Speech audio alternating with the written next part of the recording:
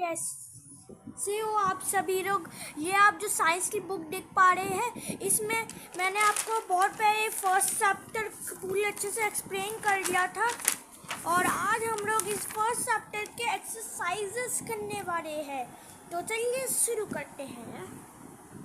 तो पहले है टिक द करेक्ट ऑप्शन। पहला क्वेश्चन है stem of the plant can go into a new plant. ये जो इस प्लांट की जो स्टेम होती है वो ग्रो होती है एक नए प्लांट में। तो इसका आंसर कैरेट तो बीटरूट नहीं होता है और रेडिश भी नहीं होता है और रोज हो सिर्फ होता है ऐसा जिसके स्टेम से एक न्यू प्लांट ग्रो होता है। Which of these plants reproduce through roots. इनमें से कौन सा प्लांट रूट से रिप्रोड्यूस होता है। पोटैटो और शुगर केन स्टेम से होते हैं। ओनियन भी नहीं होता है, रूट से सिर्फ रेडिश होता है। रूट्स आपने देखा होगा वीडियोस में बहुत सारी, वो उसके इधर उधर ऐसे पतले पतले होते हैं, वो सही इसकी रूट्स होती है जो ज़मीन से आ जाती है।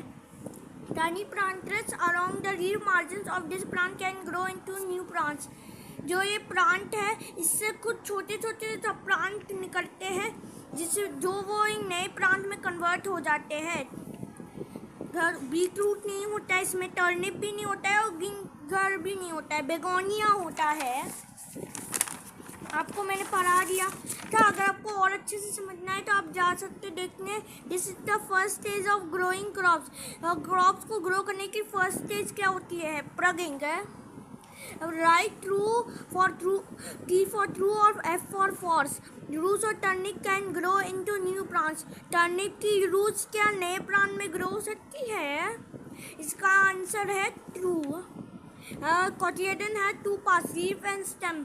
कॉटिलेडन के पास दो पार्ट्स होते हैं, लीफ और स्टेम के, तो ये बिल्कुल गलत होता है, false. Seeds should be planted at some distance from each other. क्या सीड्स को एक दूसरे से थोड़ा दूर दूर लगाया जाता है। हाँ ये सही है, true. The coconut is a good example of a seed carried by animals. क्या कोकोनट एक अच्छा एग्जाम्पल है जो एनिमल्स से स्कैटर्ड होता है। नहीं है, वो पानी से होता है। The process of cutting and gathering fully grown crops is called irrigation. क्या जो कट करना फिर उसको उठाना जो अच्छे से ग्रो हो चुके क्रॉप्स को, उनको इरिगेशन कहते हैं, नहीं उसको हार्वेस्टिंग कहते हैं। तो ये फॉल्स हो गया। Match the columns. Bryophyllum leaves.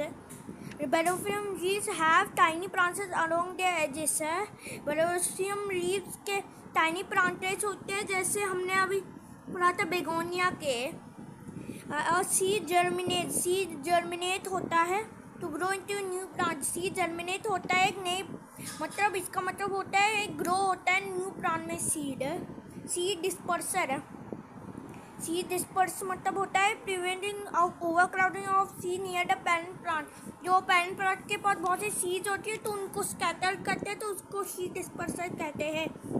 An example of a seed dispersed by water is coconut. Burdock seeds stick to animals' bodies. Burdock के जो स्टिक होते हैं वो क्या एनिमल्स की बॉडी में चिपक जाते हैं। वो क्या है, हैव हुक्स और स्पाइंस, क्योंकि उसके पास हुक्स और स्पाइंस होती है। नुकीली है। ठीक है, answer the short answer questions. Give two example for each of the following.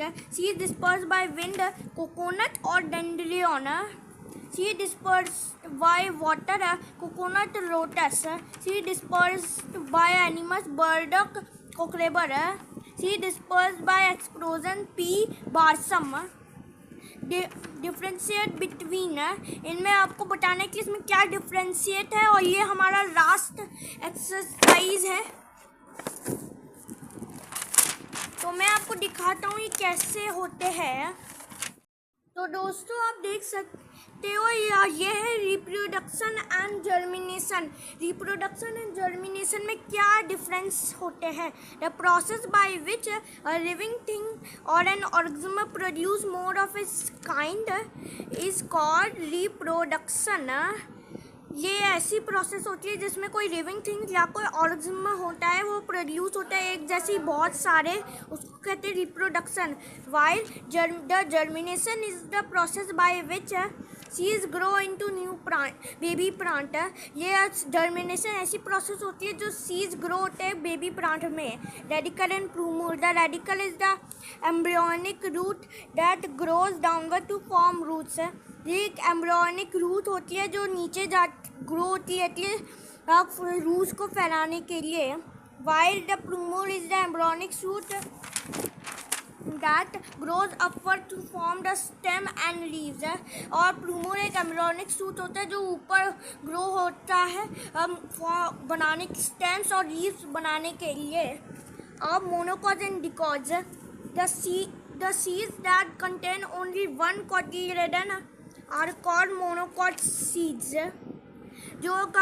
जो सीड्स सिर्फ एक कोटिलेडन रख सकते हैं उनको मोनोकोट सीड कहते हैं। While the seeds that contain 2 cotyledons are called dicots. और जो 2 कोटिलेडन्स का रख सकते हैं उनको कहते हैं dicots. Kharif and rabi crops that are grown between June and October are called kharif crops.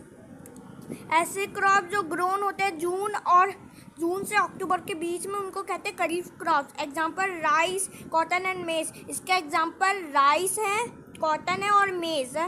While crop that are grown between November and April are called rabi crop. जो क्रॉप्स नवंबर से अप्रैल के बीच में उगते हैं को रबी क्रॉप कहते हैं। उनके example wheat, barley and P है।